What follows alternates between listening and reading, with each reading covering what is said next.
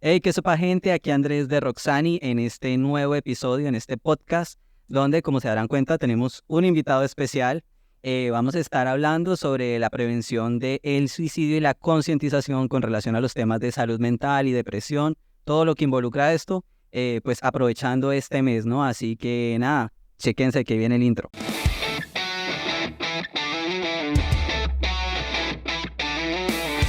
Bueno, estamos aquí con nuestro invitado especial, Yair Quesada, que es músico de la escena, pero también es profesional en este tema que vamos a tratar, porque es recién graduado de psicología y parte de aquellas personas que nos brindan esa ayuda que necesitamos para nuestra salud mental.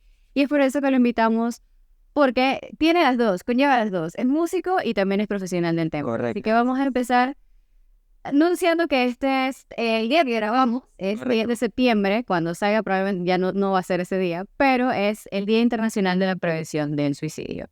¿Qué nos puedes hablar de ese tema? Bueno, primero agradecer por la invitación, sobre todo. Es una oportunidad que me parece muy importante a la hora de hablar de un tema que es tan delicado y que es tan tabú a la hora de tratarlo en diferentes aspectos, porque muchas veces decimos que hablar de suicidio fomenta que las personas se suiciden, y eso no necesariamente tiene que ser de esa forma, porque buscamos que sea un espacio seguro, un espacio abierto, en donde la gente pueda comunicar cómo se siente y sobre todo que no sea juzgada. Sí, antes de continuar quiero hacer un disclaimer importante para Yair, para los que nos ven.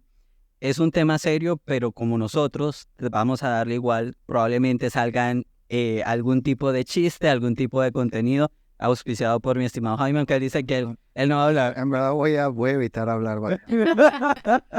Pero Lo censuramos. la censura, no, aquí no se censura, No, es política. Esto es política, no censurar. Nosotros firmamos al entrar a Roxani cero censura. Ya después, behind the scenes, se pelea. La censura de uno mismo. En este caso, Autocontrol. cuando dijeron que iba a hablar de este tema, yo dije, yo voy a evitar un par de temas. Pero sí, igual es muy probable que igual Jair, que salgamos con algún chiste o algo, no te asustes, la gente no se asuste. No es que no tenga la importancia, pero creo que a veces las cosas con humor entran mucho más fácil. Si a veces te pones muy, ¿sabes? Muy políticamente correcto con las cosas, deja de ser genuino. Claro. Pero, ¿sabes? Yo creo que a nosotros, bueno, nos ha pasado en los otros podcasts, cuando hablemos, en verdad con el tema no se va a sentir forzado ni con chiste. Tú vas a ver que eso va a fluir porque es un tema en el cual todos estamos familiarizados, directo o indirectamente. Tú vas a ver. Listo, yo me tranquilizo, ¿no? Por cualquier cosa. Pero bueno, Jair, mira, yo venía corriendo en el carro cuando venía para acá y venía metiéndole mente o sea, es un tema que por muchos años, desde que tenemos Roxani, hemos tratado de promover el tema de la conciencia sobre esto, porque pues definitivamente, pues yo no sé ustedes, pero yo sí he luchado con eso a lo largo de mi vida. Tengo 36 años y han habido momentos en mi vida donde he sentido que donde la depresión ha sido como, ¿sabes? Este punto, y no sé si a ustedes les pasa, este punto donde tú estás como en una edad donde deberías estar en cierto estatus o haber alcanzado cierta meta y sientes como que estás como que en un hueco. Entonces, ¿tú cómo percibes esto? ¿Crees que es algo como muy generalizado o realmente cada persona es muy única a la situación que vive? Claro. Cuando hablamos del tema del suicidio, no podemos hablar de algo que sea conceptual. No podemos hablar de que tú eres tal persona, tienes esto, te vas a suicidar. Ok. Porque tiene muchos otros factores que pueden ser como factores protectores o factores de riesgo. Lo que mencionas del tema de que a veces me siento en que tengo tantos años, no tengo las expectativas de vida que quisiera, o mi vida no está de acuerdo a como debería estarse por la vida de los demás, conlleva todo ese tipo de factores, frustraciones, estrés, el aspecto económico también influye mucho a la hora de crear este tipo de factores de riesgo para que una persona pueda tener una ideación suicida o una conducta suicida. Wow. Pero yo pienso en el caso ese que estás diciendo de la edad. Yo creo que incluye otros factores, ya sería de tema económico, pero con la evolución del planeta o de la economía en sí en todos los países. Antes, lógicamente, a los 30, 35, ya uno tenía una vida formada. Ya tenía casa, hijos, esposa, y estaba requete hecho ya tu hijo tenía 10, 15 años, qué sé yo, porque tenían los hijos de temprano y la economía era distinta. Lógicamente hoy en día las cosas están comenzando más tarde, ya temas económicos, temas de corrupción, temas de muchos temas que son complejos, más que todo en el tema de Latinoamérica. Tercermundistas. Sí, porque en Japón, países como Japón o hay varios países en Asia, que una vez se jubilan las personas, ya, o sea, 1, 2, 3 años, vete para tu casa y ya te vas con tu plata, ya te jubilaste, tienes tu vaina de una jubilación, qué sé yo, y ya no haces bulto en las instituciones o empresas privadas donde hay falta. Entonces estás llenando ese puesto y dejas a un joven sin trabajo. O sea, le das hay como un relevo generacional, eso que dices tú. Entonces llega a tu edad, tienes 30, 35, 36, y todavía te falta y sientes que no subes, pero es porque tienes ese poco de gente arriba que de avanzar. Es muy curioso que mencionaste esto de Japón, porque al menos no sé cómo están manejando los datos antes de la pandemia o después de la pandemia, Sí. pero Japón es uno de los países con índice de suicidio en jóvenes más grandes que existe. Porque precisamente por ser un país súper desarrollado, la competencia laboral y la presión social que existe en la gente joven o de temprana edad empieza desde la escuela.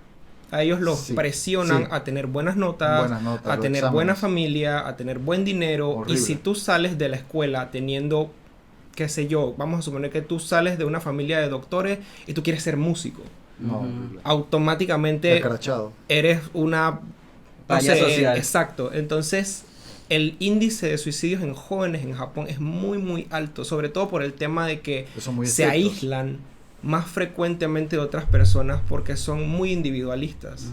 Por ser un país muy, muy desarrollado y hay personas que no aguantan esta presión y deciden no luchar. Claro. Sí, porque yo pienso que no es lo mismo. Vamos a poner una suposición de un puesto.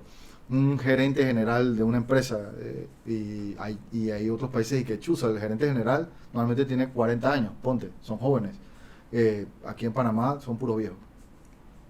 Sí. Es que sí, al final creo que, digo, el aspecto social es muy, muy importante, ¿no? Sí. El contexto social en el que vivan este grupo de personas, porque, ojo, el tema del suicidio y la depresión no es un asunto que solamente le da a los chiquillos o a los jóvenes, sino que hay gente adulta que también cae en depresión y llega hasta estos niveles, ¿no? Sobre todo uno siempre ve mucho en estos temas de historias de cuando, por ejemplo, grandes familias adineradas se quedan sin nada, se quedan en la calle, la presión que se ejerce sobre el que es el jefe de familia llega a un punto donde muchas veces caen en eso, lo vemos constantemente en los animes. ¿Cuál crees que sea el mayor, como quien dice, causa de suicidio o depresión? O sea, tipo, por ejemplo, hay personas que se suicidan porque están hartos en deuda, están mal económicamente, hay otros por rechazo social. En base a lo que dice Jaime, yo tenía una pregunta que siempre quería preguntar.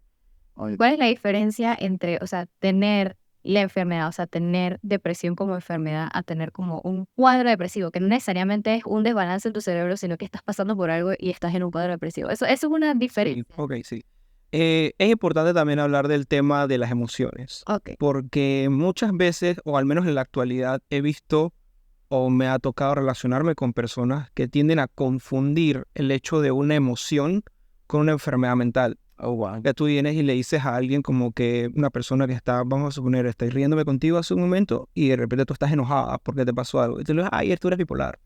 O sea, hay que tener como contexto a la hora... Exacto. A la hora de hablar de este tipo de temas, porque normalizar trastornos mentales puede llevar a que la proliferación de personas más jóvenes en este tipo de aspectos sea mayor. ¿Qué es lo que está pasando? ¿Qué es lo que sucede con esto que tú dices? Que la gente dice como que, ay, me siento deprimido, tengo depresión, o soy bipolar porque estaba feliz y hago tal cosa. O en la biografía del Instagram de que sufre de HD, no sé qué. Sí, como que... Esa del abecedario. Entonces, cuando hablamos de depresión, hablamos de un trastorno mental. Hablamos de algo que impacta seriamente la vida de una persona en su aspecto físico, emocional, cognitivo, conductual y social también, porque una persona que puede llegar a tener una depresión no solamente se siente triste, hay procesos psicológicos y químicos en el cerebro que impiden que la persona le eche ganas, porque no es la persona que tiene falta de motivación, es porque tu propio cuerpo no produce necesariamente las cosas que debería producir, entonces no puedes hacerlo. Mira que curiosamente eso que mencionas, ya estás tocando la parte física, o sea, el cuerpo como tal no genera como esa química que requiere para, me encanta eso, echarle ganas, que siempre cuando alguien está así, Sí, échale ganas, todo va a estar bien, todo va a estar bien, o sea, esa palmadita en la espalda que en vez de animarte como que te hace sentir como que fuera de lugar, porque eso es... Depresivo. inclusive he escuchado a personas que se sienten culpables cuando empiezan a decirle ese tipo de cosas. Muchas personas que están pasando por esto tienen la valentía de hablarlo porque muchas personas se lo quedan adentro. Toma mucha valentía y creo que lo mencionamos behind the scenes, que las personas que están en ese punto de llegar al suicidio ni siquiera quieren morir. Es como un llamado de atención. Entonces hay personas que toman ese paso, están luchando para poder decir, hey, siento esto. Y lo que reciben es, échale ganas, tienes todo, tienes techo. El clásico. Wow. Y lo que hacen es que uno se sienta culpable. Es de que, oye, en verdad, ¿por qué estoy sintiendo eso? No debería sentir estas cosas. Sí, mira, si te puedo hablar de algunos factores que pueden incidir en esto, puede ser la depresión, trastorno por consumo de sustancias, llámese alcohol, tabaco, cannabis, alucinógenos, todo ese tipo de cosas, trastornos de personalidad.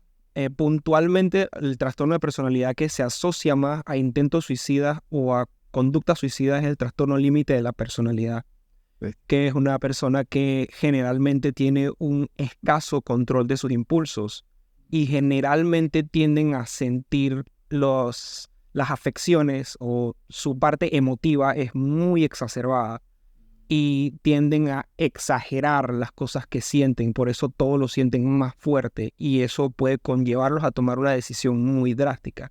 Con este tipo de trastornos, el trastorno límite de la personalidad, las personas tienen una tentativa de suicidio más alta, pero lo consiguen menos por la impulsividad del acto. Otro trastorno que también se asocia a el suicidio es la anorexia. Sí. Porque la persona tiene esta distorsión a la hora de ver su cuerpo y la depresión que se añade a la hora de ver que no tienes el cuerpo que deseas porque no estás lo suficientemente delgado o por más intentos que hagas de no comer o de restringir comidas o comer, qué sé yo, he visto casos de personas que solamente comen algodón. No. Y esto nunca se va a detener porque tienes una distorsión cognitiva a la hora de ver tu cuerpo. Entonces, como nunca vas a conseguir el peso o el tipo de cuerpo que quieres, se lleva a una depresión y eso conlleva que la persona desee dejar de vivir. Digo, bueno, creo que no hasta ese extremo, pero creo que logro comprender bien eso y puedo tirar una anécdota personal. Claro. No desde niño, creo que de la adolescencia en adelante, después de los 15 más o menos, yo siempre he sido flaco. Inclusive tuve una etapa entre los 15 y 21 que yo tenía, o sea, yo era musculoso, o sea, tenía mi musculito y cuadro. Sí, porque practicaba karate, hacía deporte, todo eso, o sea, yo estaba marcado, pero me veía en el espejo gordo. Wow. Y en la playa, hasta el sol de hoy, nunca, o en la piscina, nunca me ha gustado quitarme el suéter. Yo soy igual. Nunca me ha gustado quitarme el suéter porque no me gusta que me vean, o sea, me gusta que me vean los pectorales. Entonces, siempre he estado así. Inclusive estoy en la casa, estoy solo, siempre estoy en suéter, siempre estoy bien como decente, se podría decir. Inclusive tampoco me gusta en las mujeres el hecho de que sean Mostrona. Ya saben, tomen apunten. Sean ustedes.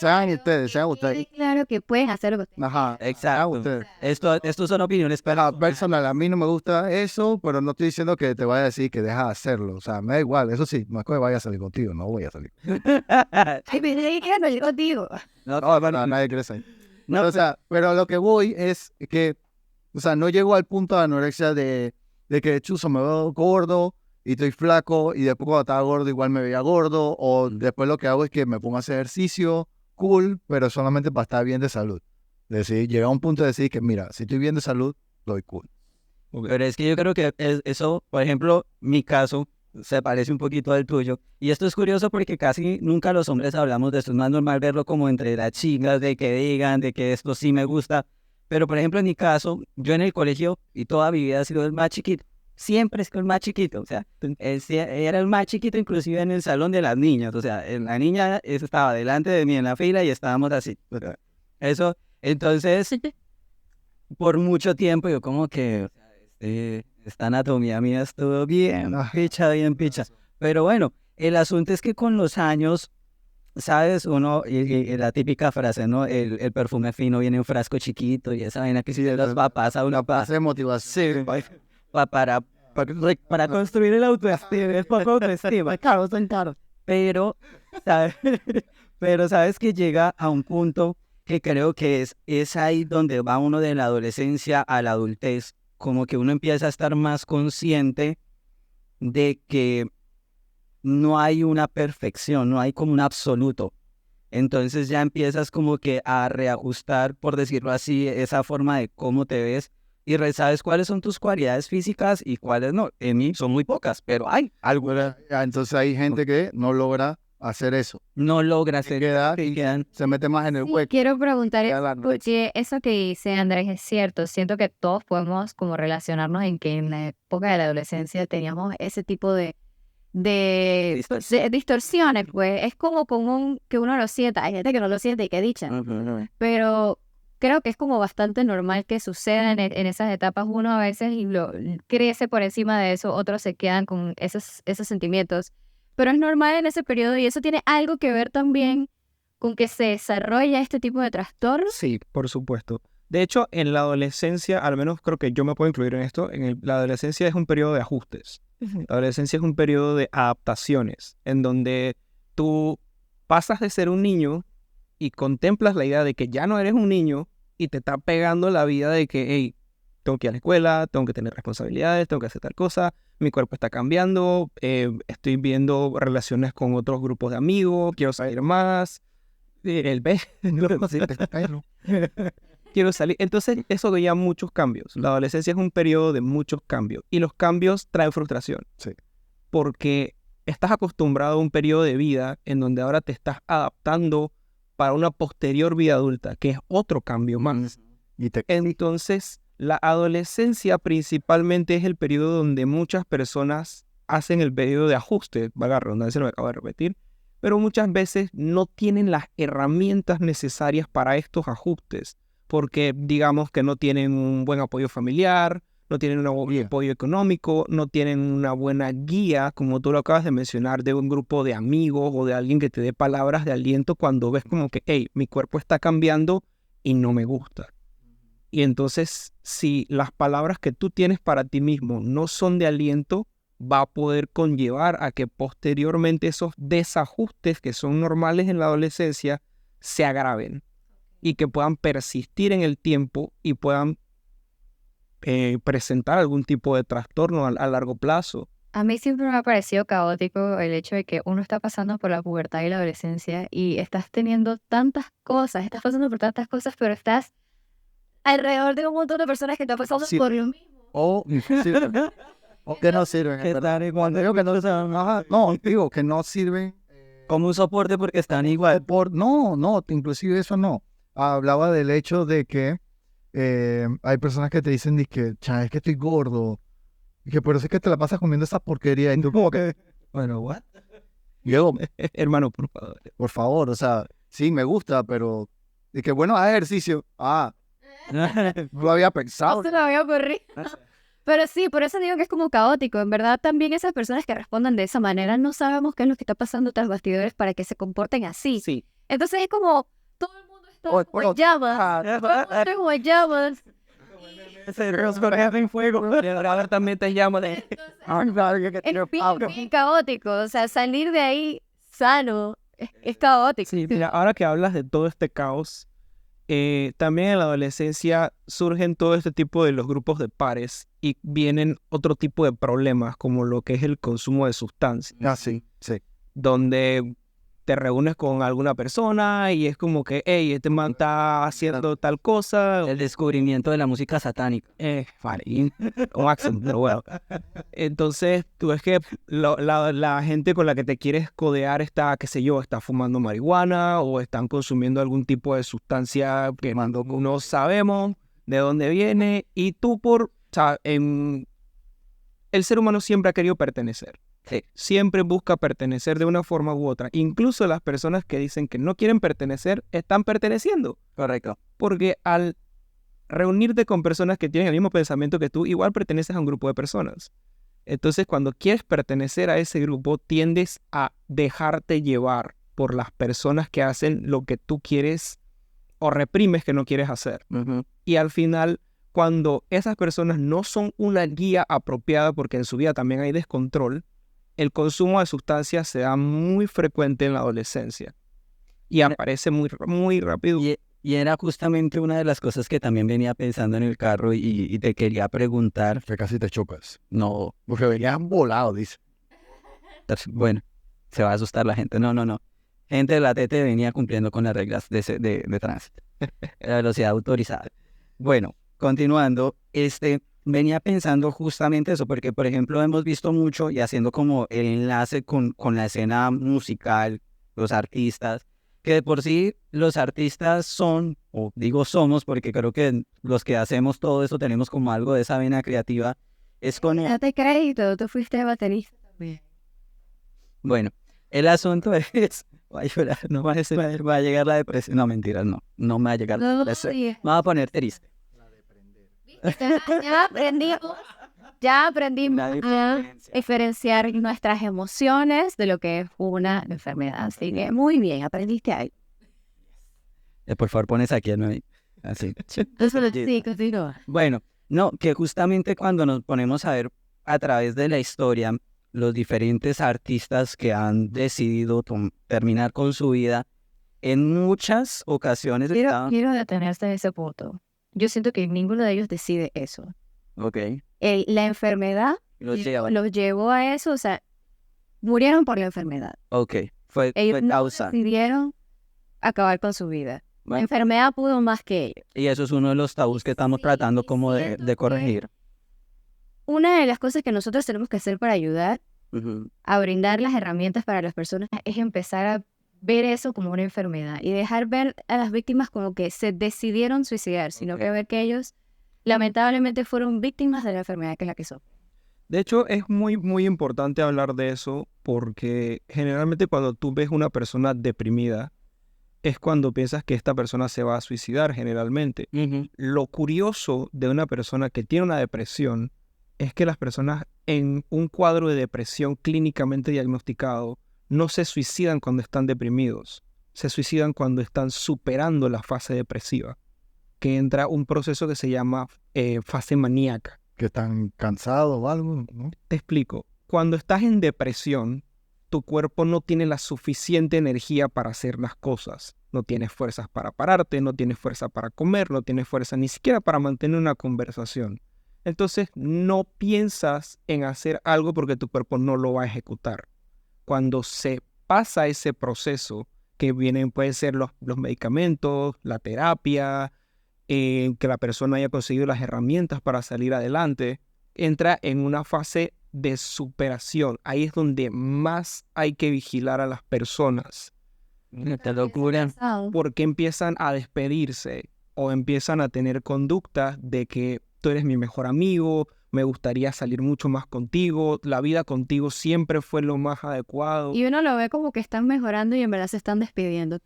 ¡Qué miedo! Es la fase donde más hay que tener cuidado con las personas. Por el caso que me dicen esa vaina que... Sí, porque... Voy a estar más pendiente porque siento que Las escuchas. Tienen que estar pendientes. Sí, de hecho, las personas que generalmente cometen el acto de suicidio lo han expresado de alguna forma anteriormente, ya sea verbalmente o en sus conductas, porque tienen esto a comentar generalmente. O sea, hablemos claramente de esto. El suicidio es algo que está estigmatizado. No puedes hablar de suicidio con una persona abiertamente porque no todo el mundo lo entiende por lo complejo que es. Sí, porque Tiende a alarmarse. como dijimos en antes, o sea, comienzan a estar con lo de, salen con la religión, busca a Dios. De hecho, yo tengo una anécdota ya, ni siquiera en época de adolescencia, ya como adulta, por el tema de la pandemia, por el tema de... Sí. Ya habíamos regresado a la oficina después de pandemia, pero uno queda con secuelas de todo lo que conllevó eso. Yo me acuerdo que yo me sentía tan drenada, no sé si tenía un cuadro depresivo, no sé qué tenía, pero yo no me sentía bien. Y yo pude identificar que yo no me sentía bien porque yo no estaba funcionando. Eso que acabas de decir resonó mucho conmigo, porque no me quería ni bañar, o sea, no quería hacer nada. Y yo me acuerdo que yo llegué donde mi jefa y le dije, una de dos. O usted me da una semana para yo poner las cosas en orden, o yo me voy a matar. Así se lo dije. Y ella no lo tomó bien. Ella no supo cómo reaccionar a eso. Sí me dio los días, y eso me sirvió mucho. O sea, empecé a arreglar mi cuarto, lavar mi ropa, porque tenía todo hecho un desastre. Échate para adelante. Sí, exacto. Pero es que yo no podía porque simplemente no tenía las herramientas. O sea, me sentía demasiado agobiada. Y más en ese trabajo que ellos no veían la hora de salida como una hora de salida. O sea, yo no salía de mi trabajo. Ah, sí, la clásica y que milla extra. Exacto. Entonces, ella no lo tomó bien. Y a mí, mi supervisor en ese entonces me regañó por haberle dicho eso a mi jefa. Es que no, porque es que ella no va a entender y no sé qué, no sé cuánto. Y es que, pero es que lo que yo dije no era una sugerencia, eso era una realidad. Eso para mí era una realidad en ese momento. Entonces, entonces sí me costó mucho comprender eso de que hay personas que tienen eso tan estigmatizado que van a reaccionar mal al oír esas palabras. Y eso también, digo, yo no estaba en un cuadro donde me iba a matar, pero hay personas que sí. Entonces imagínate qué hace eso en esas personas cuando llegan No logra. y dicen eso y lo que reciben es una reacción negativa. Sí, recuerda que no todos tenemos las mismas herramientas para afrontar los problemas. No todos tienen esta capacidad de echar para adelante o resiliencia a la hora de afrontar un problema. Algunas otras causas que pueden incidir en la conducta suicida o en personas que tienen intentos de suicidio también son los desengaños amorosos, problemas económicos, cualquier cosa que implique un duelo importante en una persona puede sentirse como un factor de riesgo si esta persona ya ha tenido, o sea, el factor de riesgo principal es que la persona haya tenido intentos de suicidio previos. Ahora, yo te quería hacer una pregunta, yendo también en esa línea, porque definitivamente hay temas generacionales, ¿no? Y yo creo que también influye en la visión de esta enfermedad, o sea, del suicidio. La visión que tiene una persona de 60, 70 años sobre el suicidio no es la misma visión que tiene una persona de 40, 30 Educación y una persona que tiene 20 o 15 años. Pero haciendo referencia justo a lo que se le llama la generación de cristal. Okay. Y hemos escuchado mucho el término, que es esta generación que es hipersensible a cualquier cosa. Eso se amplifica en esta generación porque hemos como cultivado de cierta manera, porque esta generación ha salido así, no porque salió así de la noche a la mañana. Creo que han habido factores que han permitido que se haya formado este tipo de personas o este tipo de generación, como se le llama, que tengan como menos tolerancia o resiliencia ante las situaciones más complejas. sobrepoblación. Pero, ¿qué crees tú que haya creado como esta generación que en este momento es la que está más afectada? Bueno, para ir como por puntos, al menos yo no hablaría del suicidio como una enfermedad, porque me parece mucho más complejo que algo que simplemente puedas decir, tú tienes suicidio. No es como que podamos hablar directamente de esto. Es una conducta a través de múltiples factores que conllevan a la persona a tomar una decisión de quitarse la vida, desafortunadamente. Si hablamos de esta generación, a la que se llama popularmente generación de cristal, al menos en mi opinión, yo pienso que es una generación que le ha tocado sacar herramientas que no tenía antes. porque antes, al menos en los tiempos de antes, las personas tenían que lidiar con sus frustraciones solos. Tenías que lidiar con tu frustración tú mismo. Sobre todo nosotros, los hombres, que siempre se le ha puesto el tema, no es por hacer un tipo de diferenciación de sexo. Que era hombre. Quiero hacer esa aclaración. El suicidio o la conducta suicida afecta a hombres y mujeres. Estadísticamente hablando, ya con un poco más de datos o con un poco más de numerología, por así decirlo, las mujeres intentan suicidarse más que los hombres, pero los hombres lo consiguen más. Oh, wow.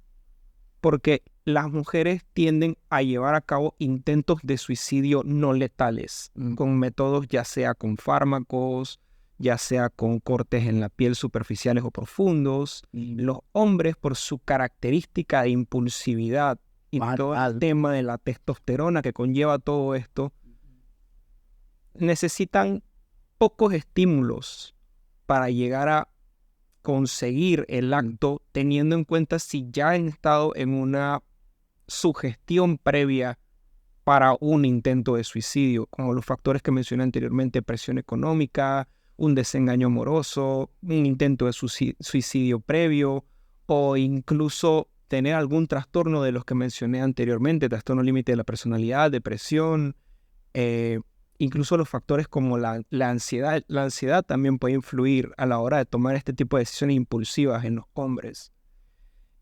Con el tema de la generación de cristal, ahí me parece que es una generación que, si bien no se permite muchas cosas a la hora de entender temas, también es una generación que está más consciente de los problemas de salud mental que nos dejaron las generaciones pasadas. Porque en las generaciones pasadas nuestros padres jamás hubiesen hablado de ir al psicólogo. Nuestros padres jamás nos hubiesen dicho: hey, yo me estoy tratando porque tengo depresión. Eso se quita con correa. Eso se quita con un shot de whisky. Se quita con un gin caballito. Putas. Entonces, no tenían los recursos o no tenían la facilidad de acceder a salud mental por precisamente tabú y estigma. Porque se dice muy frecuentemente que las personas que van al psicólogo es porque son débiles. O porque están locas. O porque están locas, o porque no tienen las ganas para ellos mismos de echar para adelante. Y como dije anteriormente, no todo el mundo reacciona a la vida de la misma forma. No todos tenemos los mismos recursos para afrontar algo. Vamos a suponer, si se te muere un perro, tú vas a sufrir la muerte de ese perro. Claro que sí. La sufrí ya. Si a otra persona se le muere un perro, puede decir: ah, ok, es un perro, esto pasó, es el ciclo de la vida, no sé qué, sigo con mi vida. No todo el mundo lo procesa igual. O también que o las personas millonarias o las personas de dinero, a diferencia de un pobre, por así decirlo, siempre dicen que, man, estoy depresivo por un problema económico. Yo no sé cómo un millonario puede estar depresivo. Más, créeme que hay problemas igual. De hecho, eso lo podemos ligar al tema que también queríamos hablar de los artistas. Claro. Toda la fama, toda la plata, pero igual se suicida. De hecho, cuando pasó el caso, uno de los casos más famosos, y creo que nos ha llegado más a nosotros porque la música de Linkin Park fue parte de nuestro crecimiento. Sí. Me acuerdo cuando pasó lo de Chester. Yo lloré.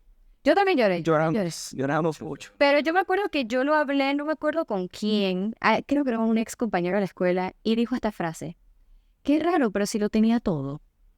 Exacto, esa es la clásica. Es que el tema es que, y era una de las cosas que estaba hablando con alguien, y era de que a nosotros nos cuesta como dimensionar las realidades. El hecho de que yo tenga un estatus social más alto que otra persona o menor, que no quiere, mis problemas y mis situaciones cambian, pero son las mismas emociones, los mismos sentimientos que se viven. Entonces por eso a veces creo que nos cuesta como dimensionar: ah, no, pero es que él lo tiene todo. Y sí, si uno se pone ya después con calma a escuchar la música de Chester y a leer las letras que él escribía, no sé, como que... Pero es que esto era como la crónica de una muerte anunciada. Sí, yo la verdad, yo me sentí bien mal cuando leí esa noticia, porque yo fui de las personas que cuando salió One More Light, a mí no me gustó ese álbum. A veces pienso que, esas son ideas mías, pero hay veces que yo pensaba que chuzo, será la cantidad de comentarios. Ahora, yo nunca le hice los comentarios públicamente, No, pero esos comentarios sí eran los míos. Pero hay gente... Sí eran Ajá. mis comentarios acerca de... Yo, ¿sabes qué porquería decidí? No sé qué. Cuando yo leí que empezaron a salir las noticias que Chester se suicidó, no sé qué, lo primero que dije fue, yo no voy a creer nada hasta que Talinda o Mike Shinoda diga algo. Y cuando Mike puso, o sea, yo me acuerdo que yo me tiré al piso a llorar. Yo llamé a mi novio en ese entonces y le dije, man, esto también es mi culpa, porque yo también decía que este álbum era una porquería.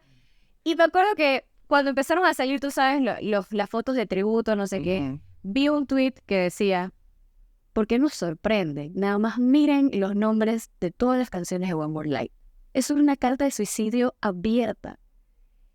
Y para mí fue tan impactante porque yo dije, ok, voy a escuchar el álbum, lo compré y lo voy a escuchar tal cual. Y yo estaba, dije, esto, o sea, ¿cómo grabas algo así y la gente no se preocupa? Pero en verdad todas las canciones de Linkin Park son así, era una carta de ayuda, un grito de ayuda. Y quisiera, o sea, obviamente Chester no fue nada para mí ni nada, pero ojalá él pudiera saber cómo, él no ganó la batalla, pero cómo sus canciones significaron tanto para esa generación. Hubo tantas personas que pudieron buscar ayuda con esas canciones. Sí, porque se crearon fundaciones, abrió como un nuevo compás, creó una nueva generación, hizo como creó un nuevo espacio donde la gente dice que, wow, espérate, esto es serio. Y te das Como que ni siquiera Kurt Cobain, No, pero es que tú te das... porque era otra generación. Sí. Pero es que tú te das cuenta, por ejemplo, eso es lo que dices de la generación, pero si tú te vas a ver muchos de las bandas, por ejemplo, de estos sonidos del underground, del metalcore, por ejemplo, de esa época, de la época emo, te pones a chequear esas letras y son letras heavy. O sea, En verdad, si te pones a ver, quizás la razón por la cual esta generación empezó a internalizar tanto esas canciones y esas letras es porque no sabíamos que también estábamos pasando por eso. La generación anterior a nosotros, que fue la que nos crió, no son unas personas que entienden lo que era la salud mental. Entonces vemos esta música como un escape, un colchón para atendernos a esos sentimientos que no comprendemos porque nadie nos ha explicado qué es lo que estamos sintiendo.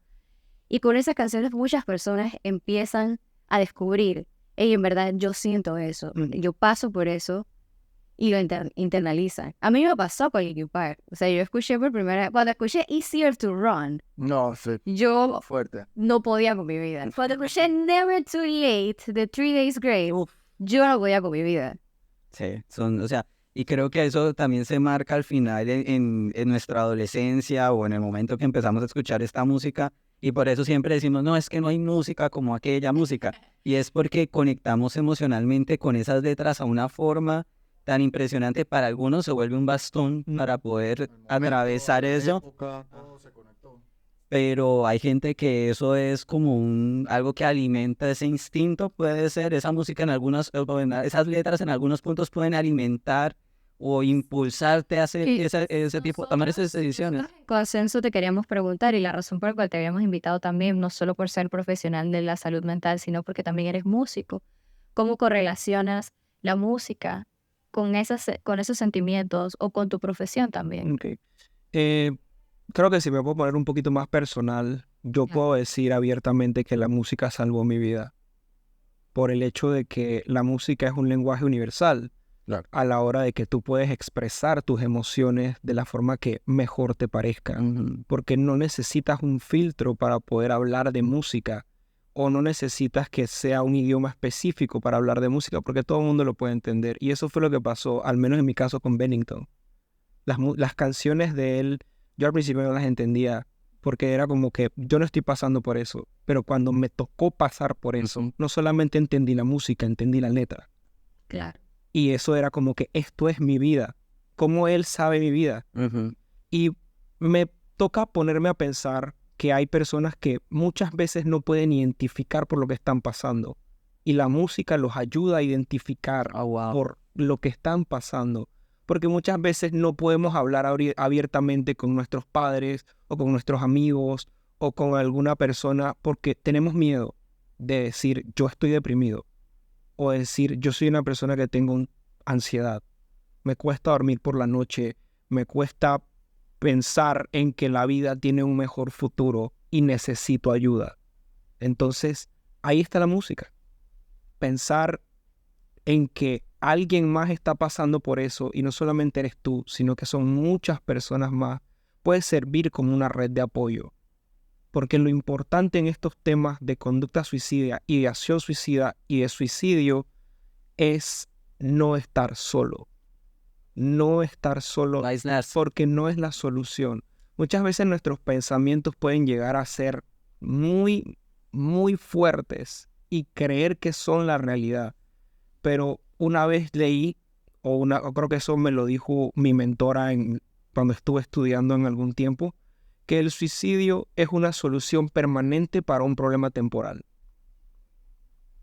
Fuerte. De hecho, nosotros en Roxani por eso hicimos la iniciativa Cero Estrés, para que también nos apoyemos en la música y en el que encuentres personas que también están pasando por lo mismo. Quiero cerrar este tema porque ya nos pasamos del tiempo, pero quería cerrar explicando la razón por la cual yo no traje el suéter de Roxani. Primero, porque no lavaba la ropa negra. Y segundo, porque qué mejor momento para poder utilizar este t-shirt de 100 que está dedicado a Aldo, una persona que también fue víctima de lo que es esta enfermedad. No es una persona que decidió esto, es una persona que simplemente la enfermedad tomó más que él. Bueno. Y yo no lo conocí personalmente, más que cuando lo vi en el concierto de 100. Y tiene mucho que ver con lo que acabas de decir. Una persona con depresión no se ve con depresión. O sea, cuando yo lo vi, era una persona tan alegre de ver a su banda favorita. Y así se despidió, con la foto, con una canción de 100 y la bandera atrás. Entonces, para Aldo y para cualquier persona que esté pasando por esto, o sea, quiero que sepan que ustedes no están solos. Y que no es una batalla que tienen que batallar en solitario, no. Cualquiera de nosotros o algún familiar, una fundación de las que vamos a nombrar en nuestro caption del video, Sí. puede brindarte esa ayuda que necesitas. Quizás de miedo, quizás sientas que no merezcas ser salvado, quizás sientas que no te van a comprender, pero créeme que sí.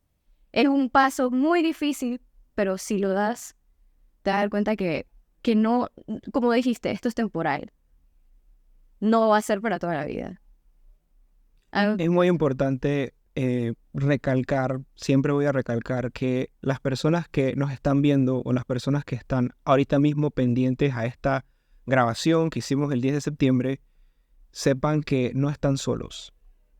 Entiendan que no es fácil pasar por esto y que todos pasamos por esto en algún momento y buscar ayuda no los hace menos, no te hace más débil, no te hace alguien que merezca ser apartado, sino alguien que necesita ayuda y que merece la oportunidad de seguir viviendo. Así que si tú nos estás viendo en este momento y necesitas ayuda profesional, por favor siéntete la libertad de acercarte a hablar, ya sea conmigo, un profesional de salud idóneo, también las líneas de ayuda o de apoyo que son gratuitas, o acércate a tu profesional de salud de confianza o más cercano. ¿Nos van a hablar de esas líneas y los nombres? Sí, por supuesto. Las que tenemos habilitadas ahorita mismo, las que puedo manejar, sería la línea de apoyo psicológico, que sería el 169.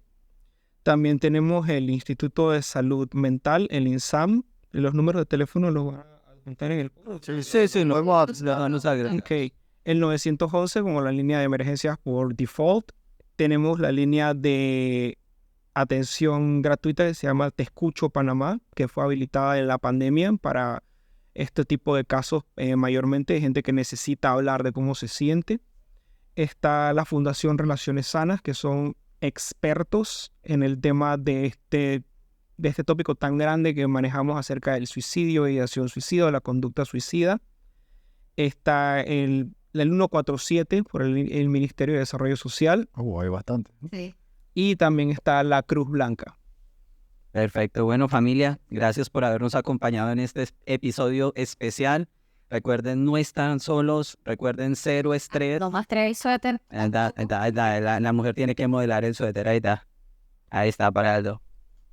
Así que nada, muchachos, ahí pendientes que vamos a dejar todos los datos. Nos vemos.